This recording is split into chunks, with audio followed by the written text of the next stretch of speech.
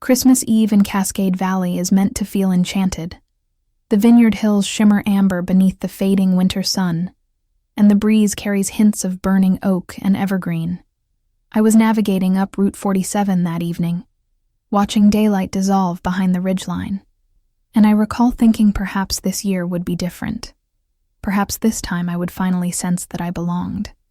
Father had celebrated his 61st birthday that week, and Vivienne had orchestrated this elaborate joint celebration, Christmas Eve dinner, at an exclusive private venue, the sort of establishment with panoramic windows overlooking the valley and wine menus thicker than encyclopedias. She had distributed the particulars through a group message 14 days prior. Attire semi-formal, reservations at 7 precisely. The entire family would attend.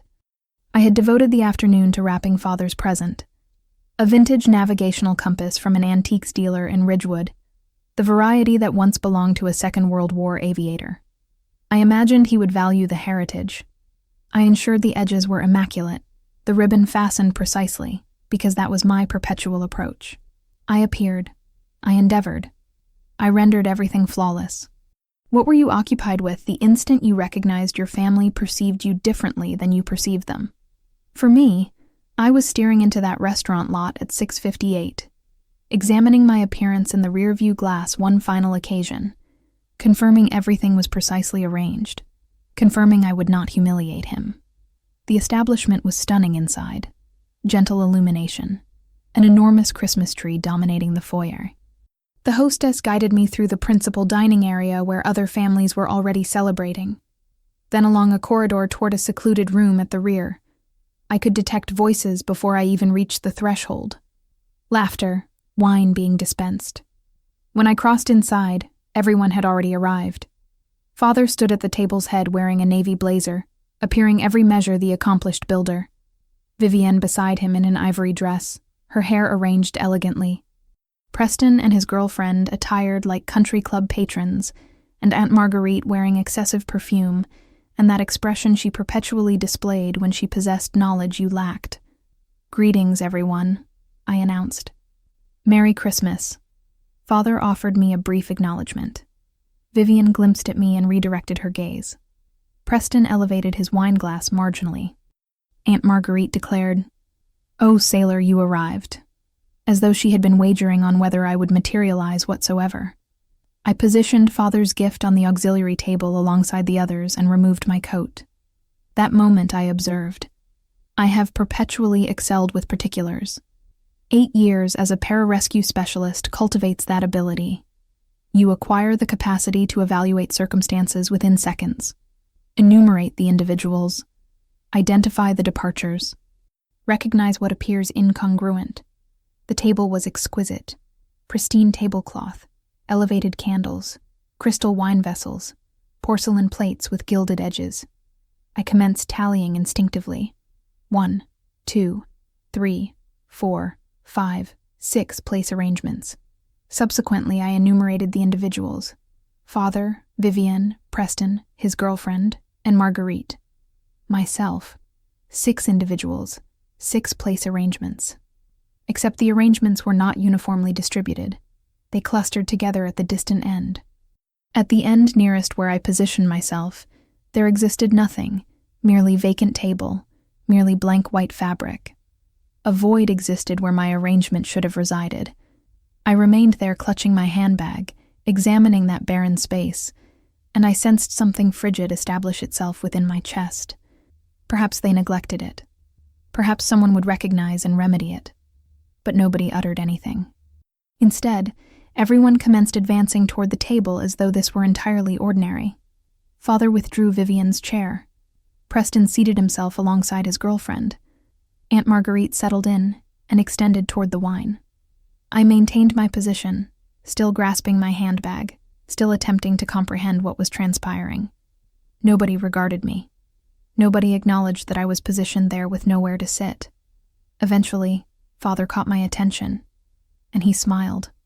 Not a bewildered smile, not a remorseful smile, a smile that communicated he understood precisely his actions.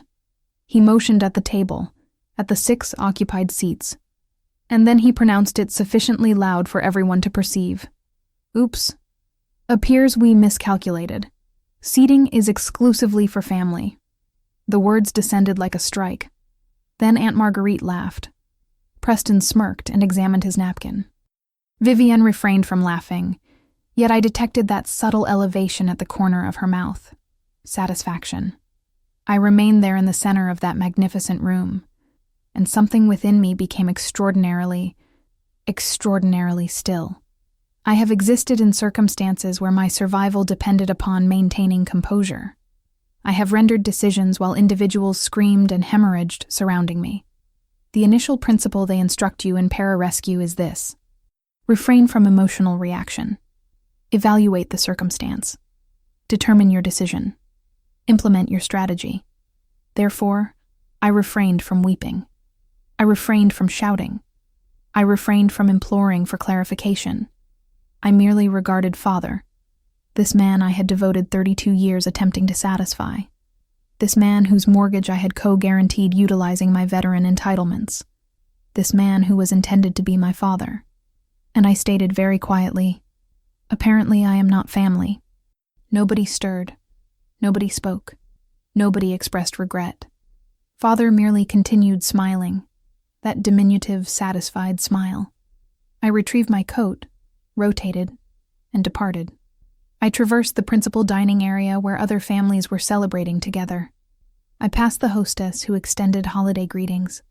I emerged into the frigid December atmosphere and entered my vehicle. My hands trembled when I seized the steering wheel.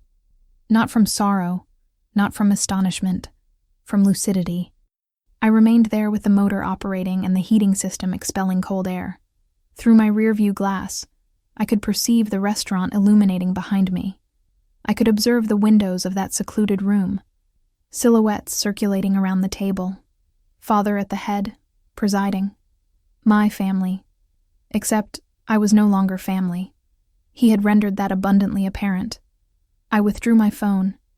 I had devoted 8 years acquiring the ability to maintain composure when everything was collapsing. How to execute a strategy and rescue individuals who could not rescue themselves. But I had additionally learned something else. Occasionally, the most formidable action you can undertake is cease rescuing individuals who have clarified they prefer you absent.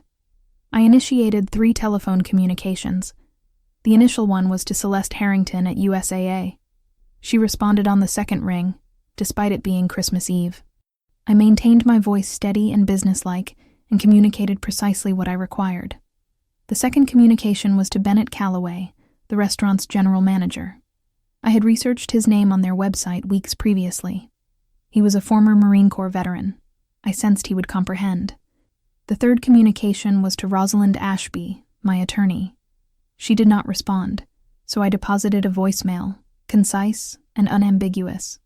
Each communication required less than 5 minutes collectively. When I concluded, I positioned my phone in the cup receptacle and exited the parking area. I did not glance back at the restaurant. I did not weep. I merely drove, and 30 minutes subsequent, everything transformed. I acquired strength before I even comprehended what strength signified. My biological mother passed when I was 16.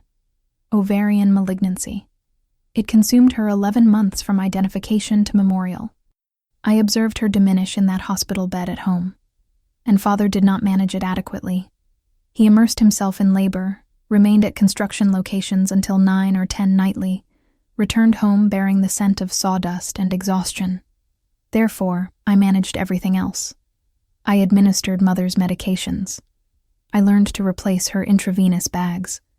I sat beside her when she could not sleep, and recited from books she used to read to me during childhood.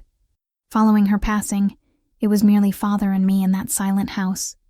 He refrained from discussing her, kept no photographs visible, refused to address the grief. He simply secured it somewhere I could not perceive, and I learned to perform identically. I enlisted in the Air Force 2 weeks following my 18th birthday. Father did not embrace the notion, but I required departure. I required engagement in something that felt grander than that vacant house and the burden of everything we never expressed to one another. Following basic training, I applied for pararescue. Most individuals are unfamiliar with pararescue. When I informed them I served in the Air Force, They envision me maintaining aircraft or occupying a desk. They do not envision me leaping from helicopters or advancing into combat zones or extracting wounded soldiers from burning vehicles. Pararescue is special operations. We enter when everyone else is attempting to depart. Our creed is that others may live. The training sequence requires nearly 2 years. It is engineered to fracture you. They desire to observe who can persist when every portion of your body is demanding you surrender. I recall the water confidence training. They would restrain your hands behind your back and submerge you in a pool, and you would need to maintain calm while you descended to the bottom. The initial occasion they performed this with me, I believed I would drown. My lungs burned. My vision darkened at the peripheries. Every instinct commanded me to thrash and resist. But I refrained. I remained motionless. I permitted myself to sink. I counted to 10, and then I propelled from the bottom with my feet. When I emerged at the surface, the instructor merely nodded. "Adequate," he stated. "You maintained calm. That preserves your life." I transported that lesson through everything that succeeded. Through dive instruction and jump instruction and combat medic preparation, through my initial deployment to Afghanistan when I was 22, through missions where we flew into active confrontations to extract wounded Marines. There was one mission I still envisioned during sleep. We received notification that a convoy had encountered an improvised explosive device outside Kandahar. Multiple casualties. When we descended, there was gunfire originating from the tree line. The vehicle was ablaze. 3 personnel down. I sprinted toward them, while rounds impacted the earth surrounding me. The initial individual had shrapnel in his leg and was screaming. The second individual was unconscious with a cranial wound. The third individual was confined beneath portion of the vehicle, and I could detect the scent of burning metal and gasoline. I did not deliberate. I merely moved. I stabilized the initial individual. I verified the second individual's airway. And then I crawled beneath that burning vehicle with another PJ, and we extracted the third individual. We transported all 3 of them onto the helicopter. 2 of them survived. 1 did not. When we descended, I was covered in blood and my hands were trembling so severely I could not unfasten my harness. But I did not weep. I did not collapse. I completed the mission documentation and sanitized my equipment and proceeded to the dining facility like it was merely another day. Because that is your function. You maintain calm. You perform your duty. You continue advancing. I completed 4 deployments over 6 years. I preserved my mental clarity when everyone surrounding me was losing theirs. I became precisely what the Air Force prepared me to become. Strong, dependable, indestructible. And every occasion I returned home on leave, Father would regard me with something resembling pride and state. "You are performing well, child. You are resilient. You can manage anything." He stated it when I returned from my initial deployment and could not sleep through the night. He stated it when I returned from my second deployment with a shoulder injury that still aches when precipitation arrives. He stated it when I returned from my third deployment, and my closest friend did not return whatsoever. "You are so strong," he would declare. "You do not require anybody caring for you." And I believed him. I thought being strong signified I did not require assistance. I thought being capable signified I did not deserve comfort. When I separated after 8 years, I was 26 with no conception of who I was outside of the uniform. I obtained employment performing logistics work. I rented an apartment in Ridgewood. I maintained everything in my life organized and regulated. Father had married Vivian by then. She had been a real estate agent who sold him an investment property, and they had connected. She brought Preston with her when she relocated. He was 19, employed part-time in retail, still determining what he desired to pursue with his existence. Vivian discussed him as though he were constructed of glass. My boy this, my baby that. She concerned herself about him incessantly. Nobody concerned themselves about me. When I would visit for holidays, Vivian would inquire if Preston required anything. Additional food, a warmer jacket, assistance with his automobile payment. She would fuss over him, ensure he was comfortable. When she conversed with me, it differed. "How is employment?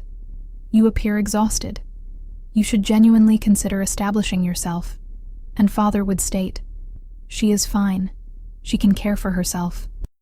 She has perpetually been the strong one," as though it were praise, as though it elucidated why I consumed Thanksgiving dinner alone in my apartment 3 consecutive years. I commenced noticing the pattern every occasion. Something difficult occurred. Every occasion I required support, or merely someone to acknowledge that things were challenging, I would hear the identical thing. "You are so strong. You will endure this. You perpetually do." It became a barrier they concealed behind, an excuse not to appear for me. When my relationship with another veteran dissolved, Father merely shrugged and stated, "You will locate someone else. You are resilient. You do not require anybody." When I underwent surgery on my shoulder and needed to take 3 weeks from work, Vivian transmitted a text message. "Hope you recover soon." Father did not visit, did not telephone, merely assumed I would manage it because that was my perpetual approach.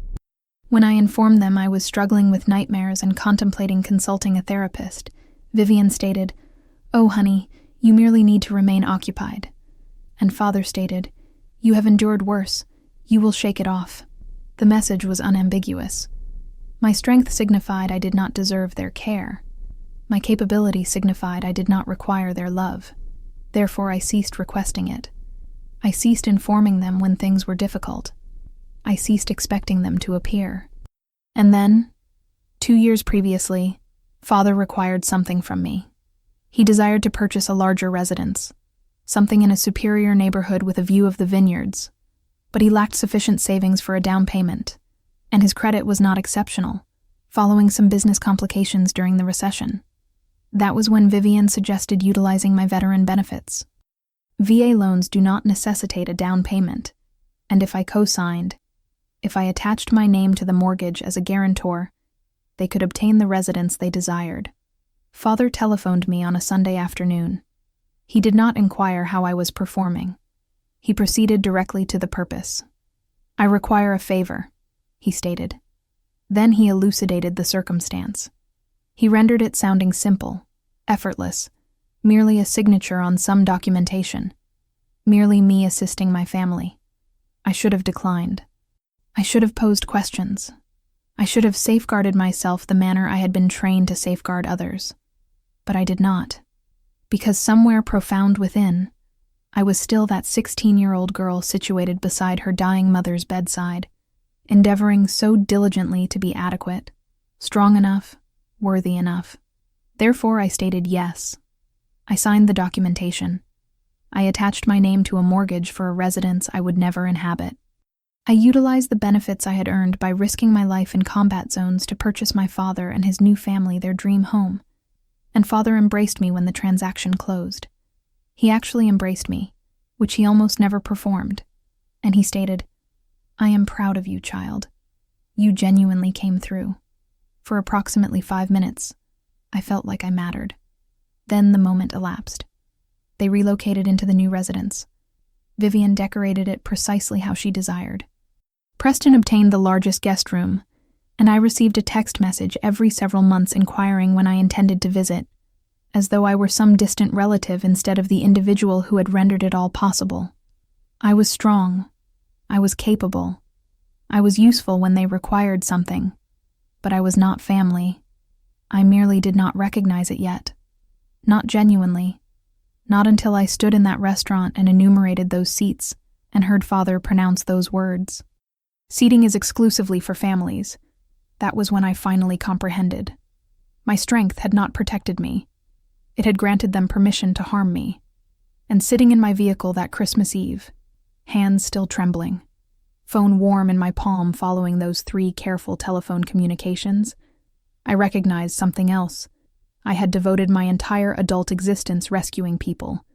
Perhaps it was time to rescue myself. It was springtime of 2018 when Father initially mentioned desiring to relocate. He and Vivian had been married for approximately a year, and she had been discussing finding something larger, something with more space, something that reflected their life together, instead of the residence where Father had resided with my mother all those years previously. I understood that. I genuinely did. The old residence contained ghosts within it. My mother's garden in the rear that nobody maintained anymore. The kitchen where she used to prepare Sunday dinners. The bedroom where she passed. I could not fault Father for desiring a fresh commencement.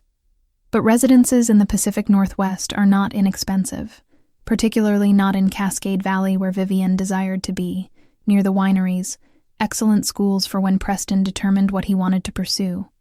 The variety of neighborhood where people operated nice vehicles and maintained landscaped yards. Father's business was performing acceptably, but not exceptionally. He had experienced some difficult years during the recession, and his credit had suffered. He possessed some savings, but nowhere near sufficient for a 20% down payment on the variety of residence Vivian was examining. That was when she conceived the notion. They invited me over for dinner on a Sunday in April. It was merely the three of us. Preston was employed that evening. Vivian prepared pot roast and mashed potatoes, and we sat at the old dining table that used to belong to my mother. "We need to discuss something with you," Father stated after we had finished eating. He possessed that tone in his voice, the one that signified he was about to request something. Vivian interjected before he could continue. "We have been examining residences," she stated. "There is this beautiful property in Silverton. 4 bedrooms, 3 bathrooms, a view of the vineyards. It is perfect for us." "That is wonderful," I stated. I was pleased for them. I meant it. "The thing is," Father stated, "we are experiencing some difficulty with the financing. The down payment is higher than we anticipated, and with the manner my credit is presently, the interest rates they are offering are not ideal." Vivian reached across the table and positioned her hand on mine.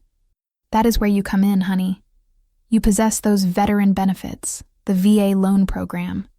We were thinking if you could co-sign with us, we could avoid the down payment entirely and obtain a much better rate." I withdrew my hand slowly.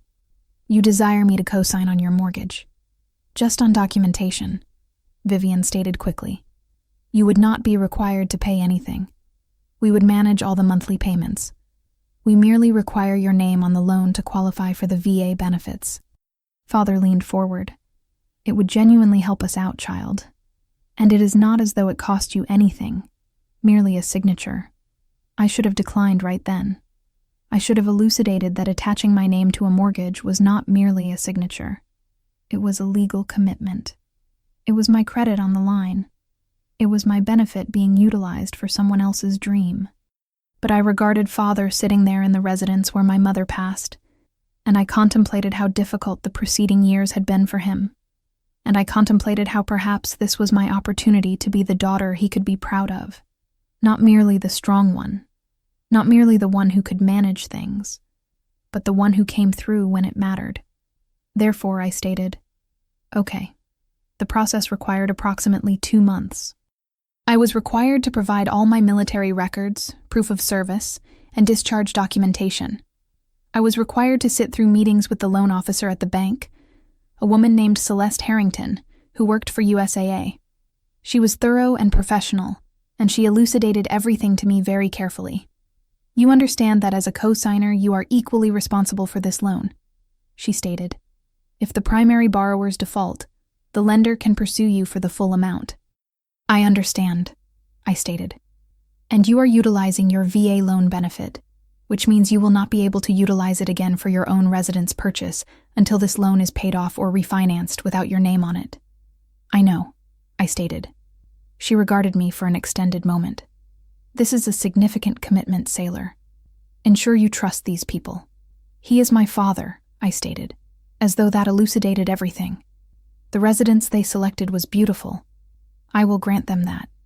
It was a craftsman-style home on 2 acres with oak trees and an extended driveway. The kitchen possessed granite countertops and stainless steel appliances. There was a master suite with a walk-in closet larger than my entire apartment. The backyard possessed a built-in barbecue and a pergola, and sufficient space to host gatherings. The purchase price was $475,000. With the VA loan, Father and Vivian were not required to contribute a single penny as down payment. They merely had to demonstrate they could make the monthly payments, which amounted to approximately $2,800 monthly with property taxes and insurance included. I accompanied them to the closing in June. We sat around an expansive conference table at the title company and signed paper after paper after paper. Father signed. Vivian signed. And then they pushed the stack toward me. "Sign here," the title officer stated, indicating the highlighted lines. "And here, and here." My hand hesitated over the initial signature line. For merely a second, I sensed something twist in my stomach. A warning, perhaps, a voice that stated this was not correct. But then Father regarded me and smiled. "Thanks for doing this, child. It means a lot." Therefore, I signed. I signed my name 17 times that day, on the promissory note, on the deed of trust, on the VA loan guarantee, on documents that rendered me legally responsible for nearly $500,000 of debt for a residence I would never inhabit. When it concluded, the title officer handed Father the keys. "Congratulations," she stated. "You are homeowners." Vivian actually became emotional. She embraced Father, and then she embraced me and stated, "Thank you so much, Sailor. We could not have accomplished this without you. You are such a blessing to this family." Father shook my hand. "I am proud of you," he stated. "You genuinely came through. And for those few minutes standing in that title company office, I felt like I mattered, like I was portion of something, like I belonged." They relocated 2 weeks later. I assisted them packing up the old residence, transported boxes, and loaded the truck Father rented. Vivian directed everything like a general, instructing us where each piece of furniture should go in the new location. Preston obtained the largest guest bedroom. It possessed its own bathroom and a view of the vineyard. Vivian transformed another room into her home office. Father established his workshop in the garage. Nobody inquired if I desired a room. I slept on the couch the one occasion I stayed over that initial month. Vivian apologized and stated they merely had not gotten around to setting up the guest space yet. Perhaps next time. There was no next time. The initial several months they were grateful. Vivian would telephone every couple weeks to update me on the residence. They had painted the living room. They had planted roses out front. Father had constructed a new deck off the back. Then the communications became less frequent. Once monthly, then every other month, then merely on holidays. The mortgage payments came from their account automatically. I never saw a statement, never got copied on any documentation. I had signed my name and handed over my benefits. And then, I was merely expected to trust that everything was being managed. And I did trust them, because what choice did I possess? Approximately a year following their relocation, I drove up to visit for Father's 60th birthday. When I arrived, Preston was home with his girlfriend. They were sitting in the living room as though they owned the place. "Oh, hey, Sailor," Preston stated without rising. "Did not know you were coming." "I texted Father yesterday," I stated. "Oh, he did not mention it." Vivian emerged from the kitchen and seemed surprised to see me. "Sailor, honey, we were not expecting you today. I told Father I was coming," I stated again. She waved her hand dismissively. "You know how he is." "Anyway, we are actually heading out to dinner with some friends in approximately an hour, but you are welcome to stay here if you want. There is leftover pasta in the refrigerator." I stood in the doorway of the residence I had helped them purchase, and I recognized they had not saved me a seat at the birthday dinner either. I departed before they did, fabricated an excuse about having to return to Ridgewood for work the following day. Father walked me to my vehicle and gave me a quick embrace. "Thanks for stopping by, child," he stated, as though I were a neighbor who dropped off a casserole. I drove home, and I did not weep. I had learned a long time previously that weeping did not fix anything. But I sat in my apartment that night, and I looked up the loan documents I kept copies of, and I read through them carefully, genuinely carefully, for the initial time since I had signed. I was on the hook for $475,000. My name was tied to that residence just as much as theirs was. If they missed payments, it would destroy my credit. If they defaulted, I would be responsible for the full amount. I had given them everything, and I did not even possess a place to sleep when I visited. That was when I first started to understand what I had genuinely done. I had not helped my family. I had handed them the keys to control my entire financial future, and they did not even recognize it. Or perhaps they did, and they merely did not care. Either way, I was trapped, bound to them by documentation I had signed in good faith, by benefits I had earned with my own blood and sacrifice, by the belief that family was supposed to signify something. I kept that loan documentation in a folder in my desk drawer. I did not look at it often. It hurt too much. But 2 years later, sitting in my vehicle outside that restaurant on Christmas Eve, I pulled up the documents on my phone. I read through them again, while my hands shook and my breath fogged the windows. And I finally understood what Celeste had been attempting to tell me that day at the bank. Ensure you trust these people. I had trusted them with everything. And they had just told me I was not family. Following their relocation into the new residence, things changed. Not all at once. Not in any dramatic manner, merely small things that accumulated over time until I looked around one day and recognized I did not recognize my own family anymore. Vivienne had perpetually been involved in Father's life, but following the move, she became the center of everything. She planned the dinners. She decided which holidays we would celebrate and how. She managed the social calendar and the household budget and every detail of their daily routine. And Father let her. Perhaps he was tired of making decisions after all those years on his own. Perhaps he liked having someone take charge. Perhaps he merely did not notice the manner she was slowly rearranging everything to position herself and Preston at the center. I started to perceive it during family dinners. Before, we would sit across from each other at the kitchen table and talk about work or current events or nothing in particular. Simple, effortless. Now dinners were productions. Vivienne would plan elaborate meals and assign everyone tasks, and she would orchestrate the conversation like a director.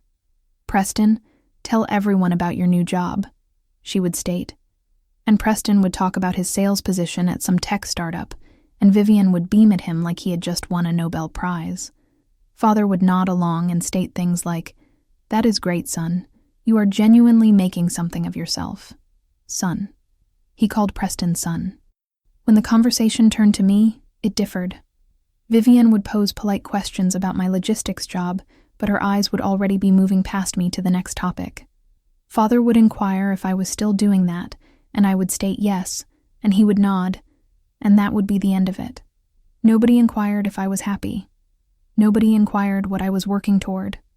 Nobody seemed particularly interested in my life beyond the basic fact of it. But Preston, everything Preston did was worthy of celebration and discussion and careful attention. He got a new vehicle, and they threw him a little party. He got a promotion to senior sales associate, and Vivienne posted about it on Facebook with 3 paragraphs about how proud she was. He started dating his girlfriend seriously, and they were invited to every family event like they were already married. Meanwhile, I received an accommodation at work for streamlining our supply chain process and saved the company over $100,000. I mentioned it once at dinner. Father stated, "That is nice." And then Vivienne asked Preston to pass the potatoes. I told myself it did not matter. I told myself I did not require their validation. I was 32 years old, and I had survived combat zones. I did not need my father to tell me I was doing a good job, but it still hurt. The initial occasion I recognized I was being deliberately excluded was Thanksgiving of 2023.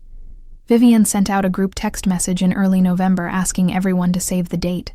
Large family dinner at their place. Everyone is welcome. I responded right away, stating I would be there and asking what I could bring. She never answered my text message. 2 weeks before Thanksgiving, I texted again. "Hey, just confirming for the 23rd. Do you still want me to bring a dessert?" "Oh, honey," Vivienne wrote back. "We actually decided to keep it small this year. Just immediate family. Maybe next time." I stared at that message for an extended time. Immediate family. I had co-signed their mortgage. I had made their residence possible. But I was not immediate family. I spent Thanksgiving alone in my apartment, eating takeout Chinese food and watching football. Father did not telephone, did not text, did not acknowledge that I was not there. The following day, I saw the photographs on Facebook. The whole family gathered around that beautiful dining table in the residence I helped them purchase. Preston and his girlfriend, Aunt Marguerite, even some of Vivian's relatives I had never met. The caption stated, "Grateful for family." I was not in a single photograph. When I telephoned Father a few days later to inquire about it, he sounded confused. "What do you mean?" "Vivian stated she texted you. She stated it was just for immediate family," I told him. He was quiet for a moment. "Well, you know how she is. She likes to keep things simple sometimes. Do not take it personally." But how else was I supposed to take it? Christmas of that year, 2023, was marginally better. They invited me to the residence on Christmas Eve for a casual get-together. "Nothing fancy," Vivian stated. "Just pizza and cookies and opening a few presents." When I arrived with gifts for everyone, I recognized casual meant casual for me. Everyone else was dressed nicely. There was catered food from some expensive Italian place. The presents under their tree were wrapped in designer paper. My gifts wrapped in drugstore paper with stick-on bows looked sad next to theirs. Preston got a new laptop from Father and Vivian. His girlfriend got expensive jewelry. Aunt Marguerite got a spa package. I got a candle. A candle from Target that still had the clearance sticker on the bottom. I smiled and stated thank you and told them I loved it. Because what else was I supposed to do? That night, driving home, I wept for the initial time in years. Not big sobbing cries, just quiet tears that ran down my face while I sat at red lights and pretended everything was fine. By springtime of 2024, the pattern was unambiguous. I was invited to things occasionally, but perpetually as an afterthought, perpetually with the sense that I was an obligation rather than someone they actually desired around. Preston, meanwhile, had become the golden child. Everything he did was celebrated. Every milestone was marked. He was the future of the family, the success story, the one who mattered. I heard through Aunt Marguerite that Vivian had been discussing updating their will, ensuring Preston was taken care of, establishing trusts and inheritance plans. I was not mentioned. The residence that I had made possible, the residence that my name was legally tied to, was going to go to Preston someday. And nobody thought that was strange. When Father's 61st birthday arrived in early December, Vivian started planning immediately. She desired something special, something memorable, a celebration that reflected who they were as a family. She sent out a group text with the details. Christmas Eve dinner at a private dining room in Cascade Valley. Attire semi-formal. She had made reservations at this beautiful place overlooking the vineyards. "Everyone respond and confirm," she wrote. "I need a final head count for the restaurant." I responded within an hour. "I will be there. Cannot wait to celebrate." Father left me on read. Over the subsequent 2 weeks, I watched the group chat fill up with messages. Preston confirmed. His girlfriend confirmed. Aunt Marguerite asking about the wine selection. Vivienne posting photographs of the menu options. Nobody acknowledged my confirmation. 3 days before Christmas, I texted Vivian privately. "Hey, just wanted to check in about dinner. Do you need me to bring anything?" She responded 6 hours later.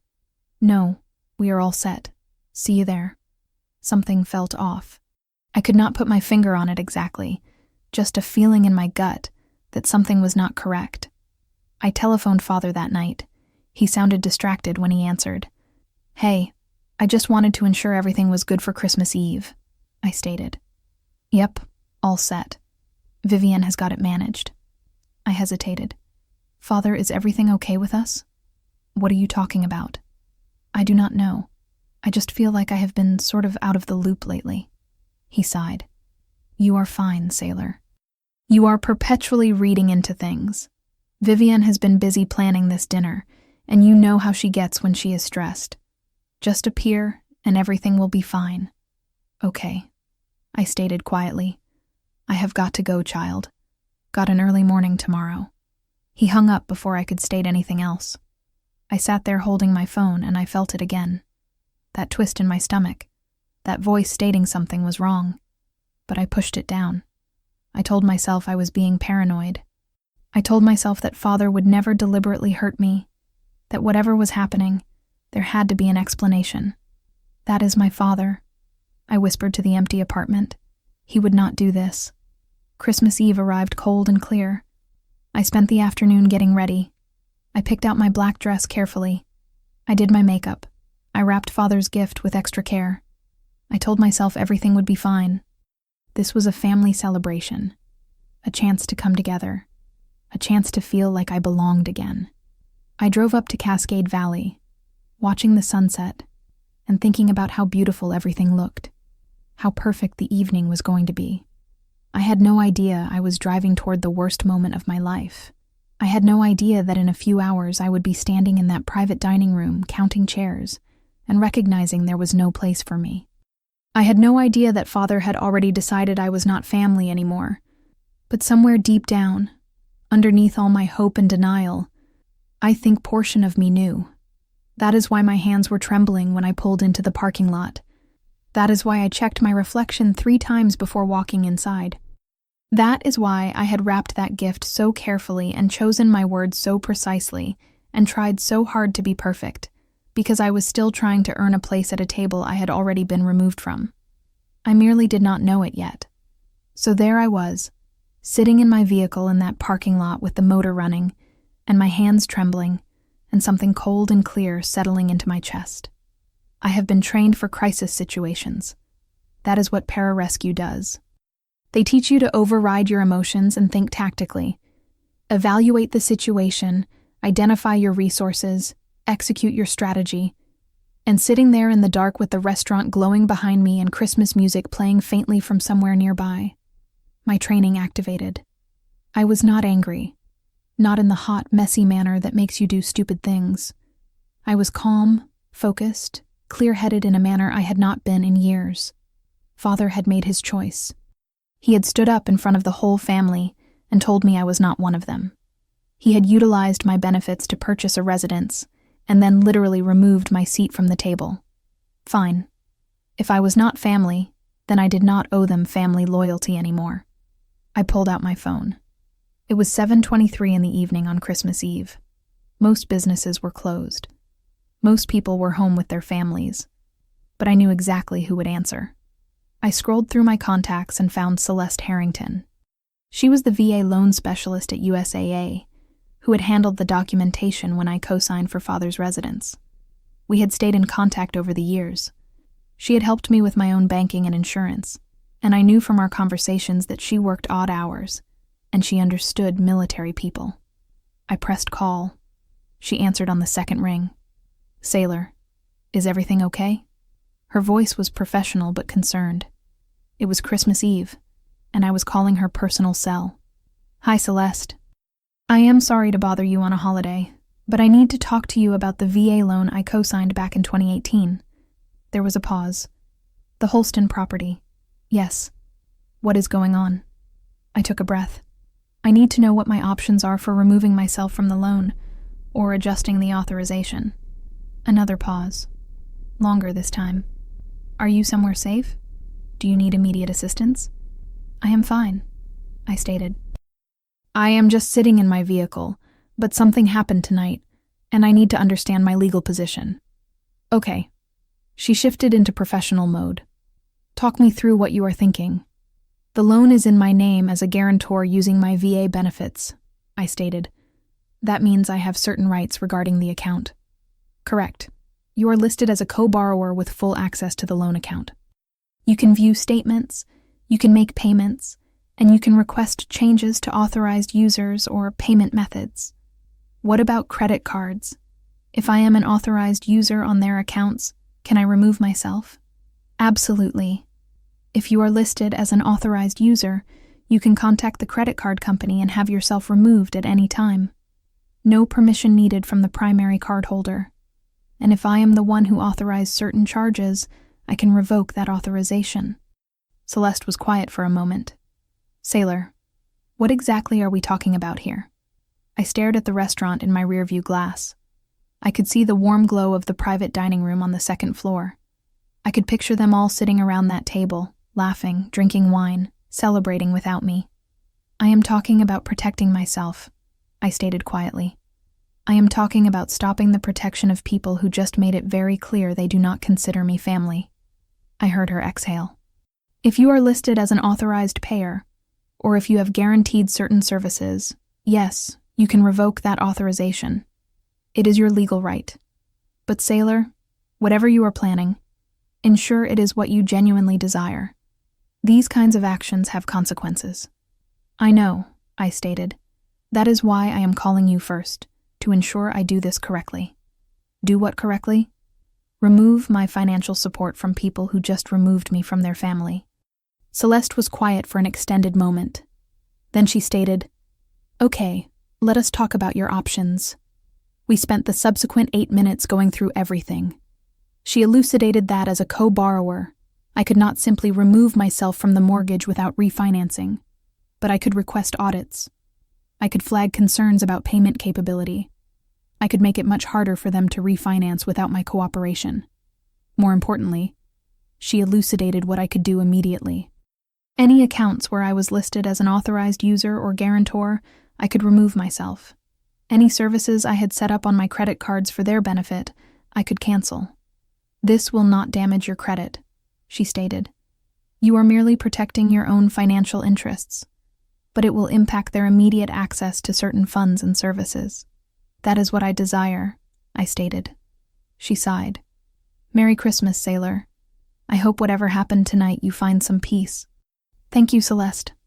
I hung up and immediately pulled up my credit card accounts on my phone. I possessed 2 cards through USAA, one personal, one for emergencies. A few months after Father and Vivian purchased the residence, she had asked if she could be added as an authorized user on my emergency card, just in case something happens with the residence and we need immediate access to funds. I had stated yes, because that is what you do for family. I logged into the account. Manage authorized users. Found Vivian's name and removed her with 3 taps. Authorization revoked effective immediately. Next, I checked my recent transactions. There it was, a charge from 2 days prior. The restaurant. Father had made the reservation on my card because Vivian stated their cards were maxed out from Christmas shopping, and they would pay me back. They charged the entire deposit for tonight's dinner to my account, $750. I telephoned the credit card fraud line. It rang twice before a representative answered. USAA Fraud Prevention. How can I help you? Hi. I need to report an unauthorized charge and change the primary payment method on a reservation. I can help you with that. Can I have your account number? I gave her the information. She pulled up my account, and I heard her typing. I see a charge here from 2 days ago for $750 to a restaurant in Cascade County. Is that the charge in question? Yes. That charge was made by an authorized user I have just removed from my account.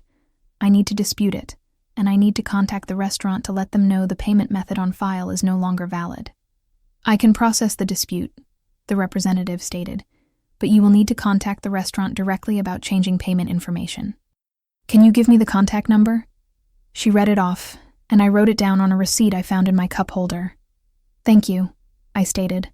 Please process that dispute immediately. Done. Is there anything else I can help you with tonight? No, that is all. I hung up and stared at the number I had written down. It was the main restaurant line, but I did not need the main line. I needed the manager. I had noticed his name when I walked in earlier. There had been a small plaque by the host stand. Bennett Calloway, General Manager, and underneath his name in smaller letters, USMC Veteran. I pulled up the restaurant's website on my phone and found the staff directory. There was his email and a direct office line. I telephoned the office line. It rang 4 times. Then a man's voice answered. This is Bennett. Hi, Bennett. My name is Sailor Holston. I am a customer at your restaurant tonight. Well, I was a customer, and I need your help with something. Okay. He sounded cautious, but professional. What is going on? I saw that you are a former Marine Corps. I am a former Air Force pararescue, and I am calling because there is a situation happening in your private dining room right now that involves my family and a credit card authorization that just got revoked. I heard him shift the phone. Hold on. Let me pull up the reservations. There was typing in the background. Holston party, he stated. 6 guests in the Vineyard room. That is them. The reservation deposit was charged to my credit card 2 days ago. I just revoked that charge and removed the cardholder authorization, which means when they try to settle the bill tonight, The card on file is not going to work. He was quiet for a moment. And you are telling me why? Because I want to ensure your staff understands. This is not a system error, I stated. This is intentional. I am not portion of that party anymore. They made that very clear. So, they are going to need to find another method to pay. Ma'am, with all due respect, this sounds like a family issue. It is, I stated. And normally I would manage it privately. But they are in your restaurant right now celebrating Christmas Eve on my credit without my permission. So, I am giving you a professional courtesy heads up that the payment method on file is no longer valid. Bennett sighed. How do you want me to manage this? However you normally manage it when a card gets declined, I stated. I am not asking you to embarrass them or make a scene. Just follow your standard procedures. When the bill comes and the card does not work, they will need to provide alternate payment. Understood. He paused. Can I inquire what happened? They told me the seats at the table were exclusively for family, I stated quietly. Then they made me stand there with no place to sit while everyone laughed. Jesus, he muttered. Okay, yeah, I will manage this appropriately. Thank you. Hey, he stated before I could hang up. For what it is worth, I am sorry. Nobody deserves that, especially not on Christmas. I appreciate it. I ended the call and sat back in my seat. 2 telephone calls, perhaps 10 minutes total, and I had just removed the safety net I had been providing for years. My hands had stopped trembling. My breathing was steady. I felt calm in a manner I had not felt in an extended time. People think revenge is about anger, about lashing out, about hurting people because they hurt you. But that is not what this was. This was not revenge. This was me finally understanding something I should have learned years previously. You cannot save people who do not desire to be saved, and you cannot protect people who have already decided you are not worth protecting. For 8 years, I jumped out of helicopters to rescue strangers. I put my life on the line for people I did not know. I had earned the right to utilize my benefits to build a life for myself. Instead, I had given those benefits away to people who utilized them and then threw me away. Not anymore. I looked at the time on my phone. 7:41. I had been in the parking lot for 18 minutes. Inside that restaurant, they were probably ordering their entrees by now, toasting to Father's birthday, laughing at whatever story Aunt Marguerite was telling, not noticing I was gone, not caring. In approximately an hour, perhaps less, they would request the check, and that is when everything would change. I started my vehicle and pulled out of the parking lot. I did not look back at the restaurant. I did not feel guilty. I did not second-guess myself. I drove back toward Ridgewood with the windows cracked and cold December air rushing in and Christmas music on the radio, and I felt free. I was not present when it happened, but I heard about it. Oh, I heard every detail. Bennett telephoned me first. It was 9:18 at night, and I was halfway home, still driving down Route 47 with the windows cracked and my mind quiet for the initial time in months. My phone rang through the vehicle speakers, and his name showed up on the display. I pulled over into a gas station parking lot and answered. Bennett. Yeah. He sounded tired. I wanted to let you know it is done. What happened? He exhaled. They finished dinner around 8:45. Dessert, coffee, the whole thing. Your father was holding court, telling stories. Everyone was laughing. Normal celebration stuff. I waited. The server brought the check at 9:00. Your father handed over a credit card without even looking at the total. The server ran it and came back approximately 2 minutes later. I watched the whole thing from the bar. The card declined. The server was professional about it, just stated there seemed to be an issue with the payment and asked if he had another card to try. Bennett paused, and I could hear voices in the background, the dinner rush winding down. Your father laughed it off, stated it must be a mistake, probably a security hold because of the holiday. He pulled out another card. That one declined too. How many cards did he try? 4. And that is when it stopped being funny. I sat there in the gas station parking lot with the motor idling and tried to picture it. Father's face when the initial card did not work. Then the second, then the third. The family started getting uncomfortable. Bennett continued. The stepmom, she was trying to smile, but I could see her getting pale. She kept whispering to your father. The other people at the table started checking their phones and not making eye contact. What did father do? He asked to speak to me. So I went over and introduced myself. He was trying to be calm, but I could tell he was rattled. He stated there must be something wrong with our card reader, that his credit was excellent, and all his accounts were in good standing. What did you tell him? I told him our system was working fine and that we had run the cards multiple times.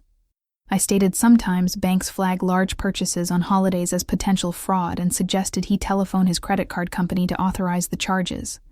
Bennett paused. He did not like that. He got that look.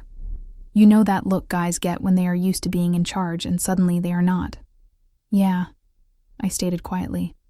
I know that look. So, he stepped away from the table to make some calls, left everyone else sitting there. The stepmom tried to make conversation, but nobody was genuinely responding. It got awkward fast. I pressed my forehead against the steering wheel. How long did this go on? Approximately 20 minutes total. He came back from his phone calls looking worse. Apparently, the credit card companies confirmed the cards were declined due to insufficient funds or authorization issues. He tried to argue with them, but there was nothing they could do on Christmas Eve. Oh God. Yeah. So then he inquired if we took checks. I stated we did, but we would need to see identification and verify funds. He wrote a check. We ran it through our verification system. Let me guess. Insufficient funds. At that point, ma'am, I am not going to lie. Your father lost it a little. Not yelling, but that cold, angry thing. He asked to speak to the owner. I elucidated the owner was not available on Christmas Eve. He threatened to leave a bad review. I stayed professional. I closed my eyes. What happened next? The stepmom started going through her purse, found a card we had not tried yet. We ran it. That one went through for approximately half the bill, still short by $200 or so. Finally, the aunt, the older lady, pulled out her card and covered the rest. But by then, everyone at that table knew something was very wrong. Bennett's voice softened. The whole dining room knew. People were watching, whispering. Your father was sweating. The stepmom was on the verge of tears. The son looked like he wanted to disappear. It was not a good scene. Thank you for calling me, I stated. Yeah. He hesitated.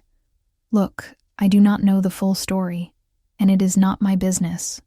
But I have seen a lot of family drama in this job. And whatever he did to you, I hope this helped. It did, I stated. More than you know. Following our disconnection, I sat there for an extended time. I should have felt guilty. I should have felt bad about ruining Father's birthday celebration, about embarrassing him in front of the family. But I did not.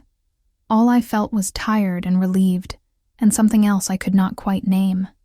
The text messages started coming in around 9:30. The initial one was from Vivian. Sailor, we need to talk. Call me immediately. I deleted it without responding. 5 minutes later, another one. This is serious. Your father's cards are not working, and we do not understand what is happening. We need you to explain what you did. I stared at that one for a moment. We need you to explain. Now. We are worried about you. Not, are you okay? Just accusations and demands. I deleted that one too. Then Preston texted, Dude, what the hell? You genuinely screwed up tonight. Father is pissed. I almost laughed. Dude. He had never called me that before. Never texted me at all unless Vivian made him. Now suddenly I was dude. And he was mad on Father's behalf. Delete. Aunt Marguerite was next. I perpetually knew you were selfish, but this is a new low. Your father gave you everything, and this is how you repay him. You should be ashamed. That one stung a little. Not because she was correct, but because I recognized she actually believed it. She actually thought Father had given me everything. She had no idea what I had given up for him. Delete. The call started after that. Vivian first. I let it go to voicemail. She left a 2-minute message that I could hear was recorded in the vehicle.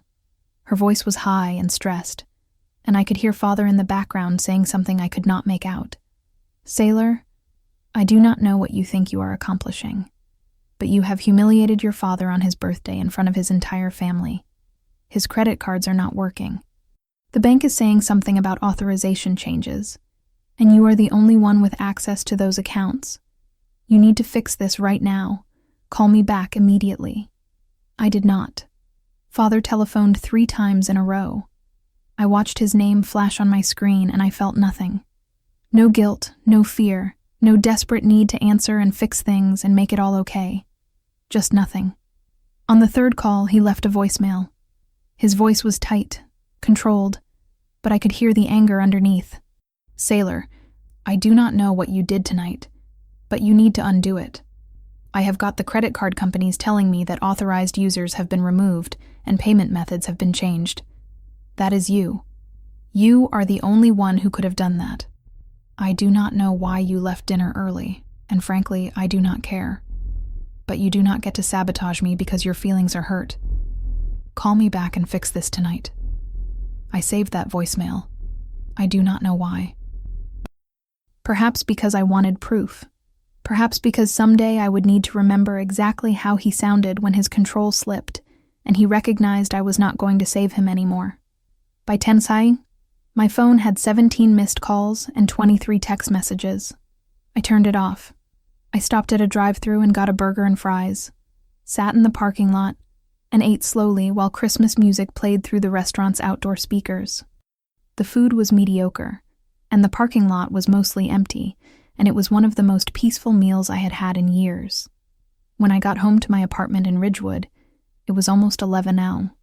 I turned my phone back on just long enough to check if there were any emergencies, any genuine problems, anything that actually mattered. There were not. Just more texts demanding I call back, more voicemails with varying degrees of anger and guilt tripping, more attempts to make me feel responsible for the consequences of my own boundaries.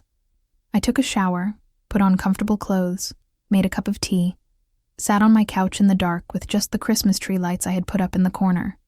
My phone buzzed one more time. I almost did not look, but I did. It was from Father, sent at 11:42. I know you are getting these messages. I know you are ignoring us. Fine, but you need to understand something. What you did tonight has consequences. Genuine consequences. We will talk about this after Christmas, but trust me, this conversation is happening. You do not just get to walk away. I read it twice, and then I recognize something. He still did not understand, even after everything, even after standing there and telling me I was not family, even after I removed myself from the financial support I had been providing for years. He still thought he had power over me. He still thought I owed him something. He still thought I would come back. I typed out a response, kept it simple. The conversation already happened. You made it very clear tonight that I am not family, so I stopped acting like I was. That is all. I hit send before I could second-guess myself. 3 dots appeared immediately. He was typing. Then they disappeared. Then they appeared again. Finally, a message came through. You are overreacting. It was a joke. There was not enough space at the table, so Vivian had to make adjustments. Do not be so sensitive. A joke. 2 years of being pushed aside. 2 Thanksgivings alone. A Christmas spent unwrapping a clearance candle while Preston got a laptop. Being removed from family decisions and treated like an obligation. And the moment it mattered, the moment I was literally left without a seat, it was a joke. I started typing a lengthy response. Everything I had wanted to state for years. How I had felt, what I had sacrificed, why it hurt. Then I deleted it all, because he did not deserve my explanation. He did not deserve my pain laid out neatly for him to dismiss or minimize or turn back on me. Instead, I wrote 1 sentence. I am not laughing. I turned my phone off completely after that, plugged it in across the room so I would not be tempted to check it, and I sat there in the dark with my tea and my Christmas tree lights, and the silence that felt like freedom. Somewhere in Cascade Valley, Father was probably still trying to figure out what had gone wrong, still trying to regain control of a situation that had already slipped through his fingers, still believing that eventually I would apologize and fix everything and go back to being the strong, reliable, convenient daughter who asked for nothing and gave him everything. But that was not going to happen. Because for the initial time in my entire life, I had done something he could not dismiss or ignore or explain away. I had let him face the consequences of his own choices. And I had walked away. I found out later what happened after they left the restaurant. Aunt Marguerite told me, actually, months afterward when she finally telephoned to apologize. She described it in detail, almost like she needed me to know, like she needed to confess. They had arranged for a car service to pick them up at 9:30. Some luxury sedan Vivian had booked weeks in advance, portion of the whole perfect Christmas Eve plan. But by the time they settled the bill and gathered their coats and walked outside into the cold December air, it was after 10, and the car was gone. Father telephoned the service, got a recording stating their offices were closed for the holiday. He tried the driver's cell number that Vivian had saved. Straight to voicemail. Turns out I had canceled that too.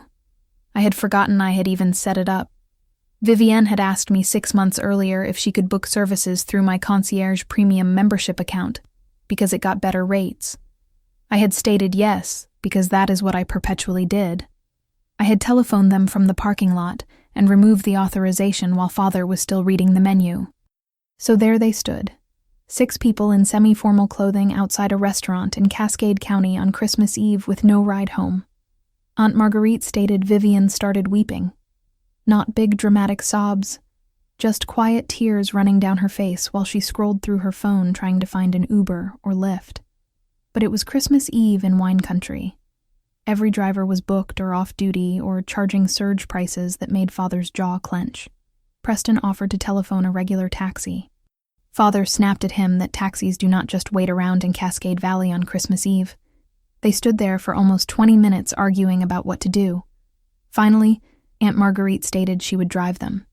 Her vehicle was parked 2 blocks away at her hotel, but it was a compact sedan, and there were 6 of them, plus Preston's girlfriend. They had to make 2 trips. Father and Vivian went first because Father refused to wait.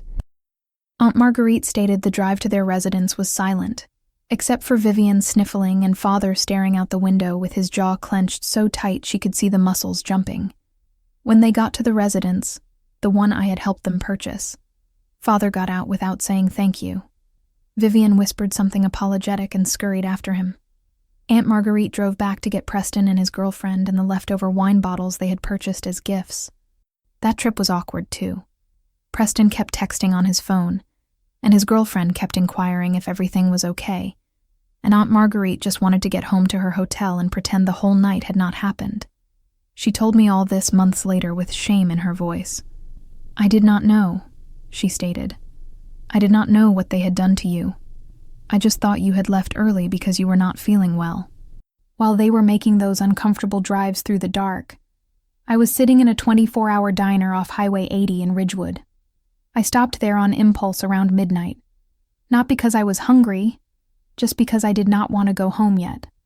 I did not want to be alone in my apartment with my thoughts and my turned-off phone and the weight of what I had done. The diner was mostly empty. A couple of truckers at the counter, a tired-looking waitress refilling coffee, Christmas music playing low through old speakers. I slid into a booth by the window and ordered decaf coffee and a slice of pie I did not genuinely want. The waitress brought it with a sympathetic smile. "Working on Christmas Eve?" "Something like that," I stated. She nodded like she understood and left me alone.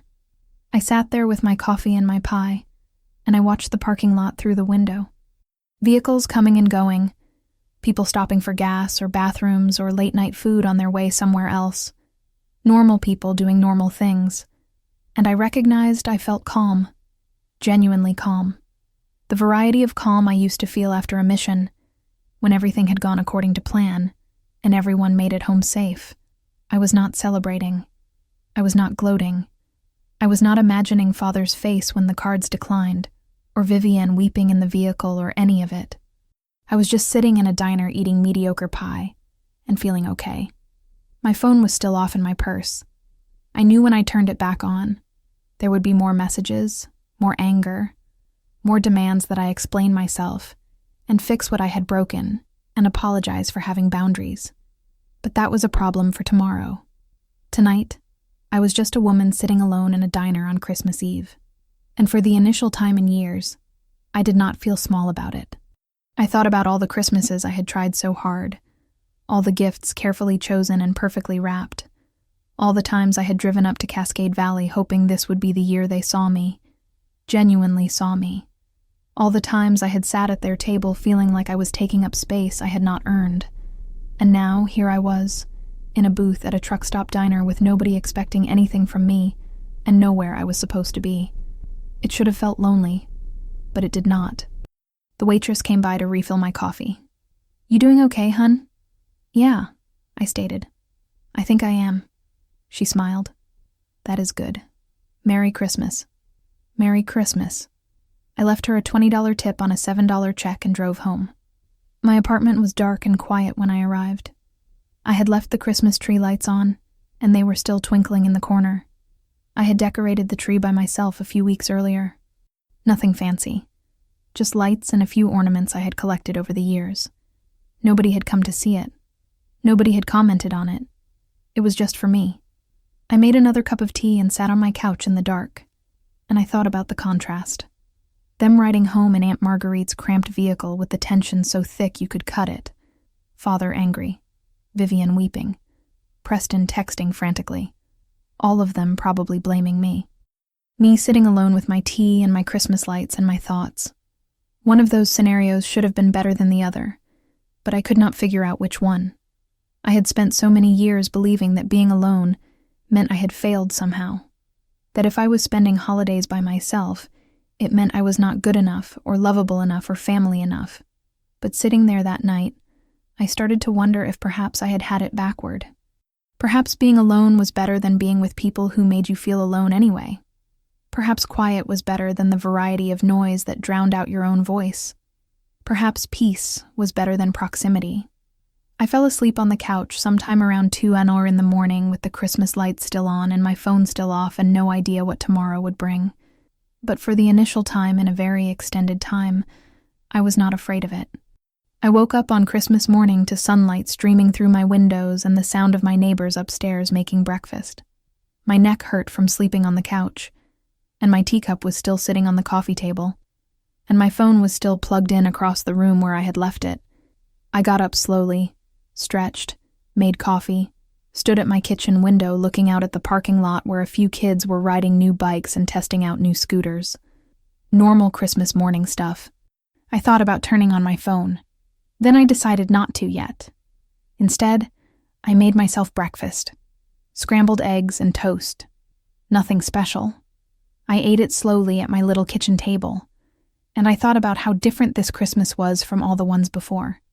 No driving to Cascade Valley. No worrying about what to wear or what to bring.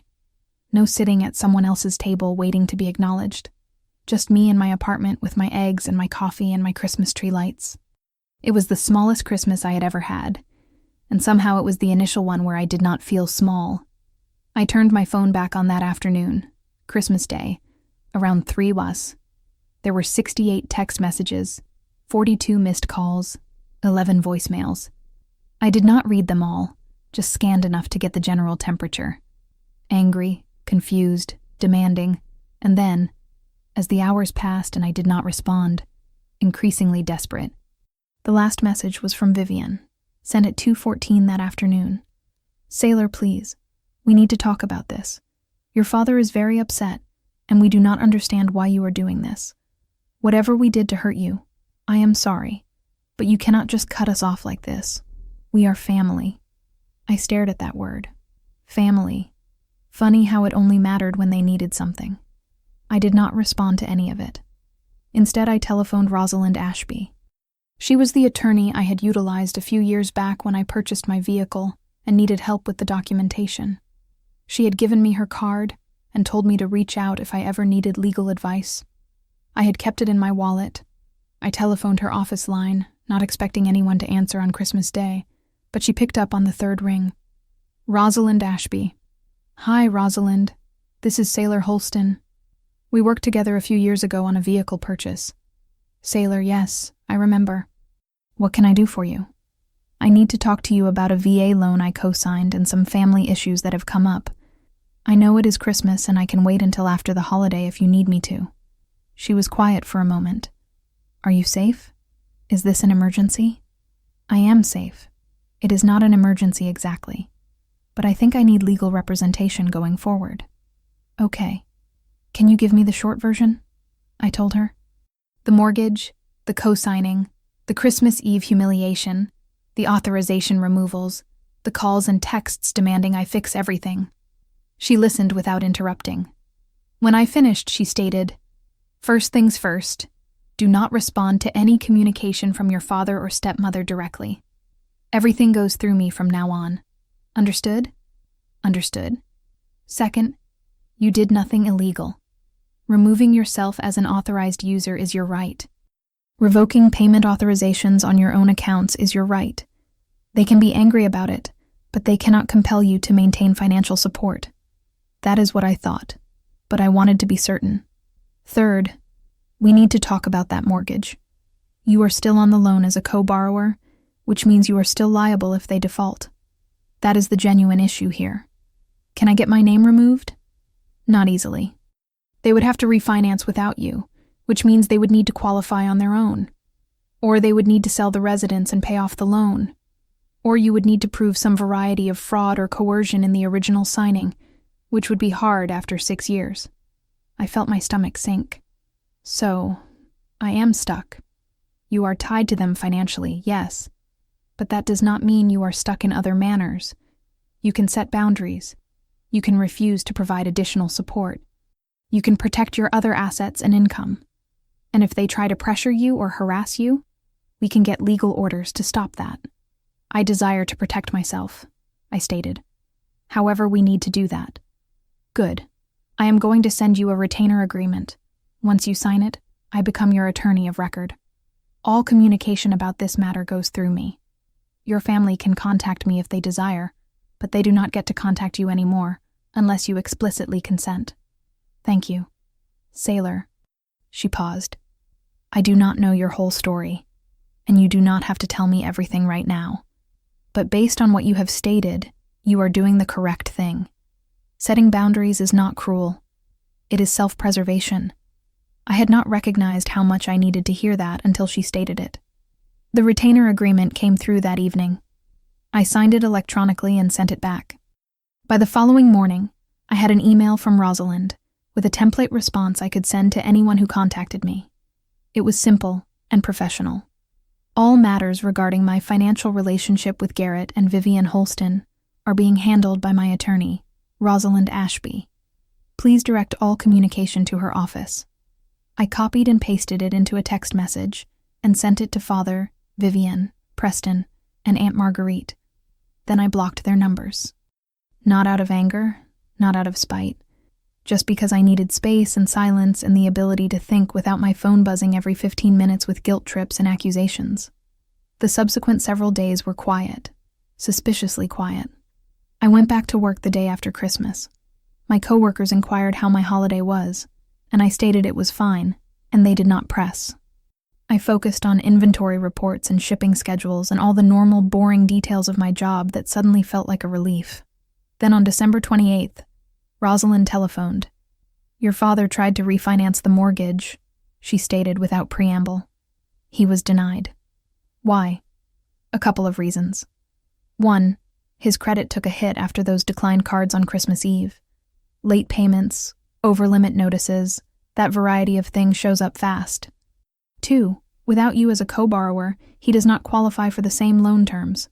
His income alone is not sufficient to cover the monthly payment on a conventional mortgage for a residence that size. What does that signify? It signifies he is stuck too. He cannot get you off the loan without refinancing.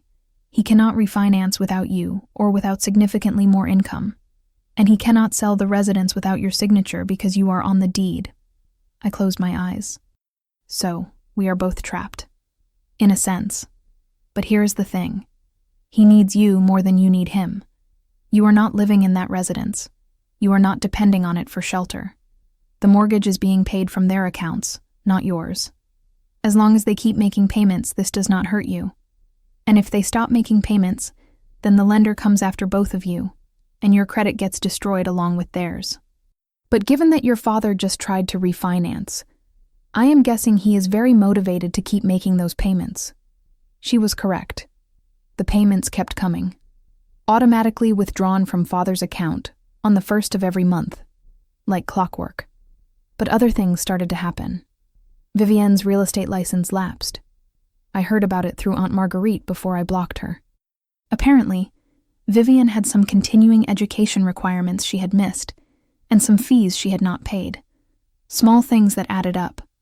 Father's business started having problems too. Nothing catastrophic, just the variety of slow decline that happens when someone is distracted and stressed and not paying attention to details. Clients who went with other contractors. Projects that came in over budget. Small mistakes that cost money.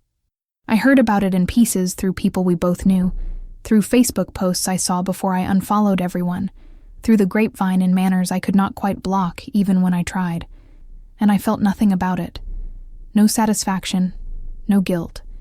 Just a variety of distant acknowledgement that consequences exist and people face them. Rosalind fielded a few attempts at contact. Father telephoned her office twice, demanding to speak to me. She told him politely that I was not taking calls, and all communication needed to go through her. He sent a letter, actual physical mail, to my apartment. Rosalind advised me not to open it. I gave it to her unopened, and she sent back a response on legal letterhead, reiterating the boundaries. Vivienne tried to friend me on a new Facebook account under a slightly different name. I declined and increased my privacy settings. Preston sent me a LinkedIn message. "Hey, can we talk? This is getting out of hand." I did not respond. Aunt Marguerite left a voicemail on my work phone somehow. I do not know how she got the number. The message was lengthy and rambling, about family and forgiveness, and how I was tearing everyone apart. I deleted it, and asked IT to block external calls to my extension. Every attempt they made to reach me just reinforced what I already knew. They did not desire to apologize. They did not desire to understand. They did not desire to repair anything. They just wanted me to come back and fix the problems my absence had created, and I was not going to do that. Rosalind told me something in early January that stuck with me. "Silence is the boundary they cannot cross," she stated. "They can send letters. They can leave messages. They can complain to mutual friends. But if you do not respond, if you do not engage, they have no power." "Is that cruel?" I inquired. "Just cutting them off completely? Is it cruel to protect yourself from people who hurt you?" I did not answer. She continued, "Look, I have been doing family law for 20 years.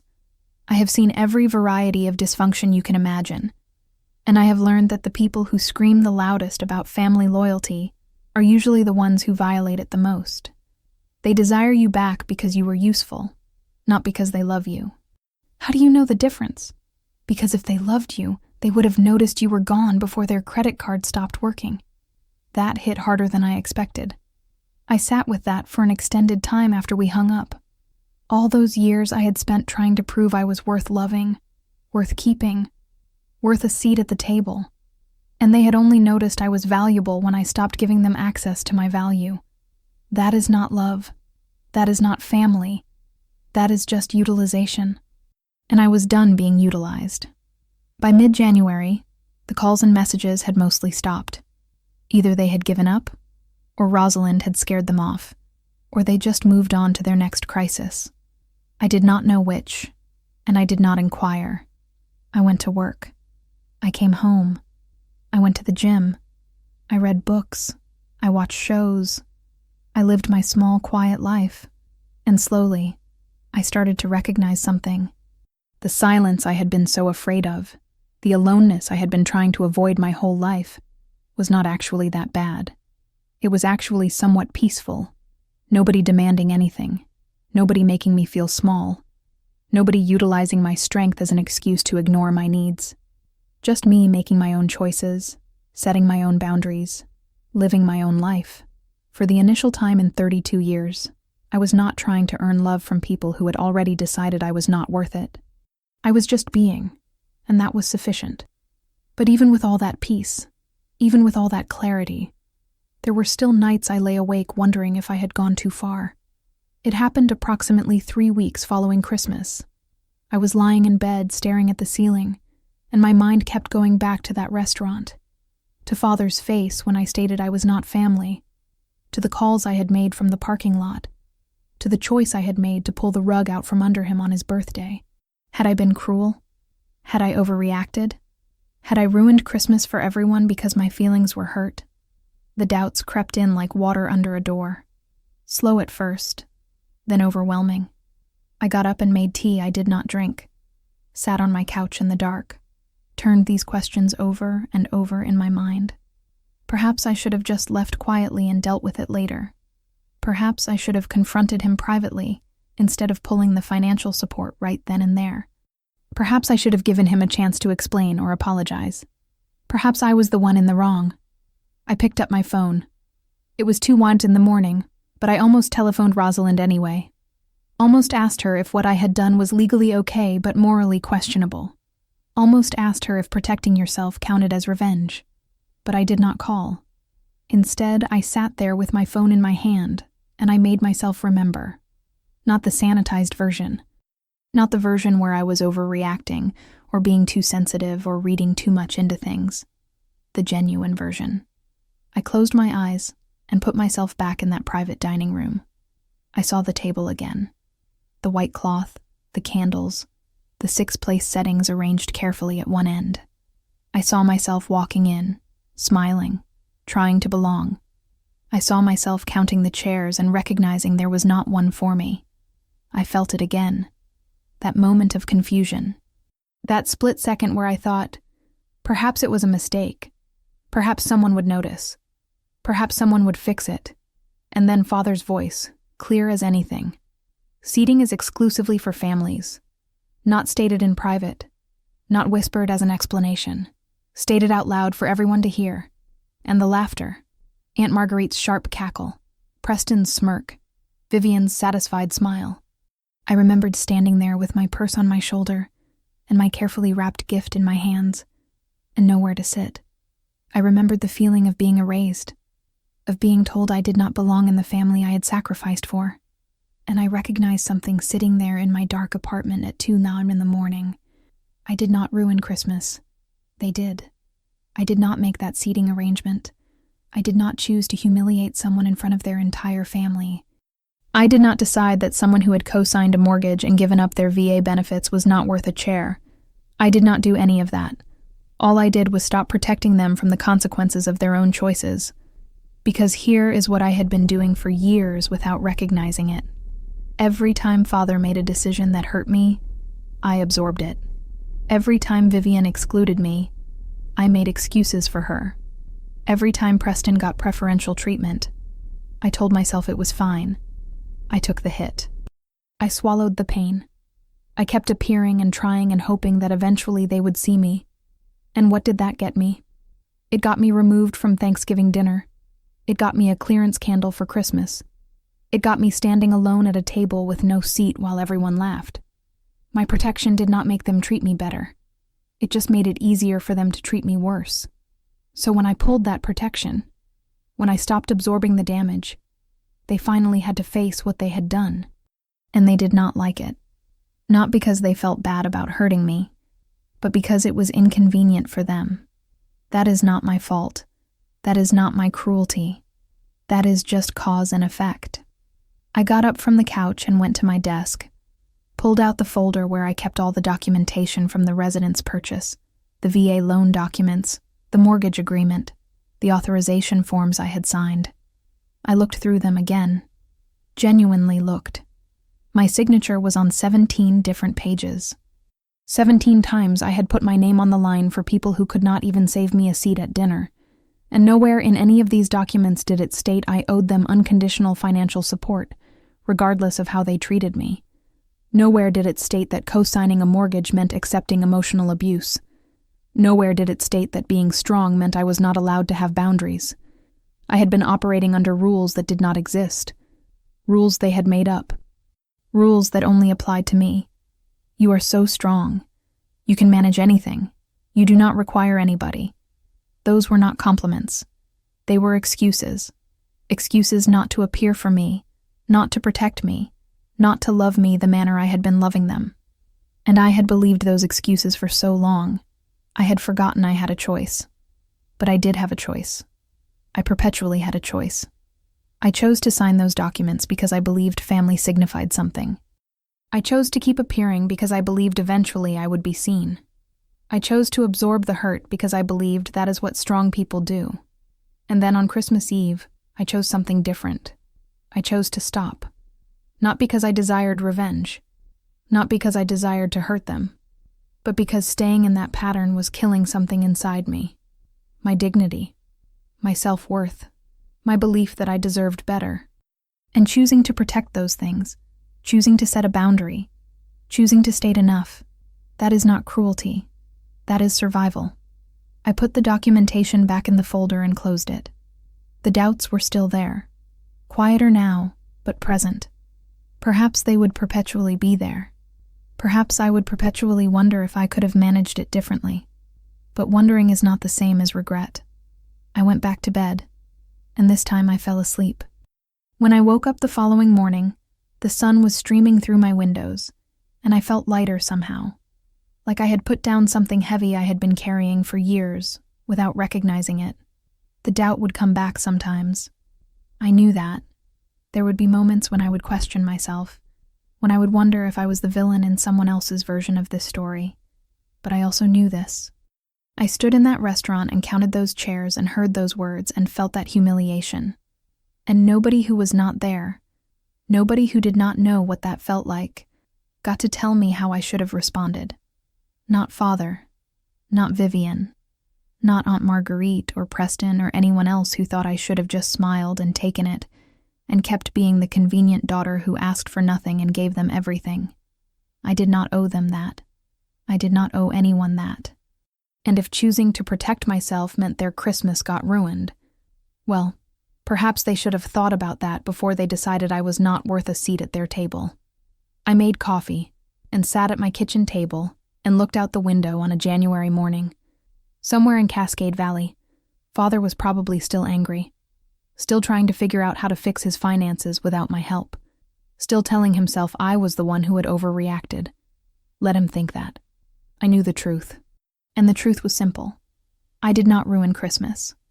I just stopped saving it for people who had already ruined mine. A year passes differently when you are not waiting for something to change. I am writing this now in December of 2025, exactly 1 year following that Christmas Eve dinner, and my life looks nothing like I thought it would. I am still in Ridgewood, still working the same logistics job, still living in the same apartment with the same couch and the same Christmas tree in the corner. From the outside, nothing has changed, but everything has changed. I started therapy in February, found a woman named Dr. Eleonora Whitfield who specializes in family trauma and military veterans. I was resistant at first. I had spent so many years being the strong one that admitting I needed help felt like failure. But Dr. Whitfield told me something in our initial session that stuck with me. Strength is not about never needing support. It is about knowing when to ask for it. So, I asked. We talked about Mother passing when I was 16, and how I had learned to take care of everyone except myself. We talked about the military and how the skills that kept me alive in combat also kept me isolated in civilian life. We talked about Father and Vivian and that empty chair and all the years I spent trying to earn love from people who had already decided I was not worth it. Slowly, over months, I started to heal. I reconnected with some of my military friends, people I had served with who understood what it meant to be strong and still need somebody. We started meeting once monthly for coffee. One of them, Fletcher Briggs, had been on my team during my second deployment. One afternoon at a coffee shop in Folsom, he brought it up. "You remember telling me to stay calm when the ammunition started cooking off?" he stated. "You grabbed my arm, and you stated, 'We do this together, or we do not do it at all.'" I remember. That stuck with me. And I recognized after I got out that I had stopped living that manner. I had started thinking I had to do everything alone. "Me too," I stated quietly. Fletcher and I started hiking together on weekends. Nothing romantic, Just two veterans who understood that sometimes you need someone to walk beside you. Other friendships followed. A woman from my gym invited me to a book club. A neighbor who needed help moving furniture. Small connections. Normal connections. The variety I had never made time for when I was too busy trying to fix my family. Work got better, too. In March, my supervisor offered me a promotion to senior logistics coordinator. Better pay, more responsibility, a team of my own to manage. I almost stated no. Old habits. The voice in my head stating I did not deserve it. But then I thought about that empty chair, and I stated yes. The mortgage is still there. My name is still on those documents. Father and Vivian are still making the payments every month. Rosalind tells me that eventually they will either sell the residence or it will get settled through the estate. Either way, I will be free of it someday. Until then, it is just documentation. A reminder of who I used to be and what I have learned since. I have not spoken to Father since Christmas Eve. Vivian tried to reach out in April through a mutual acquaintance. Some story about how Father had been to the doctor and they had found something concerning. I asked Rosalind to verify through public records if there was actually a medical issue. There was not. It was just another attempt to pull me back in. Another emergency that required me to set aside my boundaries and come running. I did not. Preston got engaged in July. I saw it on Facebook before I finally deactivated my account. The family I had desired to be portion of was still going on without me, and I was okay with that. Better than okay, actually. In September, I volunteered with a veterans organization that helps former service members transition to civilian life. I met people who were struggling the manner I had struggled, who felt lost and alone and like all their strength had to be a solo act. And I got to tell them what Dr. Whitfield had told me. You do not have to do this alone. One woman, a former Army medic named Wren, broke down weeping when I stated that. She had been holding it together for so long that hearing permission to need help just cracked something open. I sat with her while she wept. Did not try to fix it. Just sat there and let her feel what she needed to feel. That is what this year has been. Making room for therapy and friendship and work that matters, and quiet Saturday mornings where I do not have to perform for anyone. For a life that is mine. Christmas is coming again. I can feel it in the air. Last year, I would have been anxious by now, wondering if I would be invited, wondering how to make myself small enough to fit into spaces that were never meant for me. This year, I am hosting. Just a small thing. Fletcher and a few other veterans. Wren and her partner. My neighbor who does not have family nearby. Perhaps 8 or 10 people total. I am making a simple dinner. Nothing fancy. I purchased a table that actually fits in my apartment. 8 chairs. Genuine ones. Sturdy ones. The variety nobody can take away. And every single person sitting in those chairs will be someone who chose to be there. Someone who sees me. Someone who knows that family is not about blood or obligation. It is about appearing. It is about making space. It is about looking at someone and stating, "You belong here." I think about Father sometimes. Wonder if he ever looks back on that Christmas Eve and recognizes what he did. I do not think I will ever know. And I have made peace with that. Some people go their whole lives without learning that their actions have consequences. Some people never understand that love is not something you can demand. Father might be one of those people, but I am not responsible for his growth. I am only responsible for mine, and I have grown. I have learned that being strong does not signify being silent, that setting boundaries is not cruelty, that walking away from people who hurt you is not the same as giving up on family. I have learned that the people who tell you that you are overreacting are usually the ones who do not desire to face what they have done. I have learned that silence can be the most powerful response, that you do not owe anyone an explanation for protecting yourself, and I have learned that sometimes the family you are born into is not the family you are meant to keep. Sometimes you have to build your own table. So here I am, 33 years old, living in a small apartment in Ridgewood, working a job I am good at, seeing a therapist, making friends, hosting Christmas dinner for people who actually desire me there. My life is small by some standards. I am not married. I do not have children. I do not own a residence. But I have peace, and I have dignity, and I have a table with 8 chairs where every single seat is meant for someone who matters, including me. That Christmas Eve last year, standing in that restaurant counting chairs and recognizing there was not one for me, I thought my life was ending. But it was not ending. It was just beginning. Thank you so much for listening to my story. I know it is a lengthy one, and perhaps it hit close to home for some of you. Perhaps you have stood in a room where there was not a seat for you. Perhaps you have been the strong one who never got to be soft. Perhaps you have given everything to people who gave you nothing back. If that is you, I desire you to know something. You are not alone, and you are not wrong for desiring better. I am so curious to know where you are all listening from. Drop a comment below, and let us share our thoughts.